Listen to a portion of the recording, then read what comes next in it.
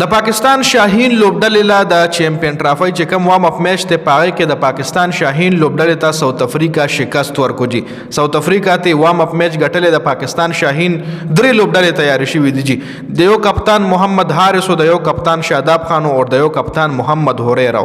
دا د محمد هوریرا ټیم ساوث افریقا سره میچ کړی دی چې د محمد هوریرا ټیم په ساوث افریقا باندې 322 رنونه جوړ کړي په 50 اورونو کې او 8 کلاډیان او ډوجي چې محمد هوریرا په خپل ښه بیټینګ کړی دی سلیزه پکې واخلې ده خو په جواب کې ورپسې دا سکور ساوث افریقا چیس کړی دی جی ساوث افریقا ورپسې سکور سکسسفولي چیس کړی دی په 49 اورونو کې یو اور ته هم سپیر پاتې شوی د ساوث افریقا تر طرفي